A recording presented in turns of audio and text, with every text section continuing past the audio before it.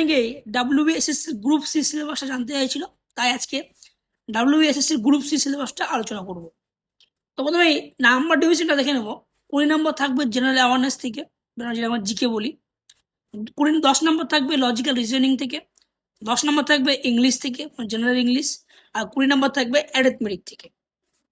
এবার আমরা general awareness টপিকগুলো দেখে নেব। Indian history and geography, sports থাকবে, innovation and invention in science থাকবে, basic computer knowledge, environment awareness, current economic affairs, knowledge of the Indian constitution, basic এগুলো।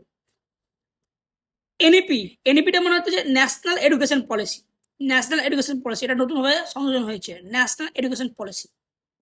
তারপরে থাকবে gender awareness, rules and regulation, আর elementary knowledge of Indian culture.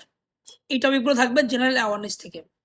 Reasoning থেকে থাকবে pictorial series and sequence, classification of similar word out of 4 option, odd and out. তারপরে থাকবে proposition, true and false, matching থাকবে, puzzle থাকবে।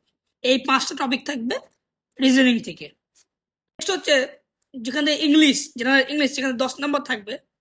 কোন কোন টপিকগুলো আসতে পারে? Spelling check, sentence structure, grammar, preposition, singular and plural, synonyms and antonyms, and vocabulary development. এই টপিকগুলো থেকে প্রশ্ন আসতে পারে। হচ্ছে অ্যারিথমেটিকে 10টা চ্যাপ্টার দিয়েছে। 20 নম্বর থাকবে অ্যারিথমেটিকে। এভারেজ থাকবে ফার্স্ট চ্যাপ্টার, তোমরা বুঝতে পারছো। ফ্র্যাকশনটা একটু দেখে নেবে। Profit and loss common chapter, প্রশ্ন কিন্তু প্রত্যেকটা পরীক্ষাতে আসে।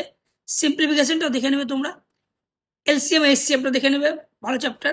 Ratio proportion, time and work, time and distance, percentage and simple interest. Compound interest কিন্তু দেয়নি, সিম্পল ইন্টারেস্ট দিয়েছে, ঠিক আছে। পার্সেন্টেজ আছে, পার্সেন্টেজ একটু তোমাদের খাটতে হবে।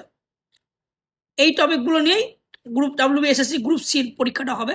সো আশা করি তোমরা আর 1 মাস 1.5 মাস যেটা হাতে আছে, ভালো করে পড়াশোনা করে ভালো করে পরীক্ষাটা দেবে। দেখতে তো বেশ পেয়েছো যে ডাব্লিউবি কনস্টেবল পরীক্ষার প্রশ্ন কেমন হয়েছে। তো সেভাবে প্রিপারেশন নাও। এই এমসিকিউতে যেও না, বেশ পড়ো, বেশ ক্লিয়ার করো, দেন এমসিকিউ প্র্যাকটিস করো। Thank you so much for watching my video.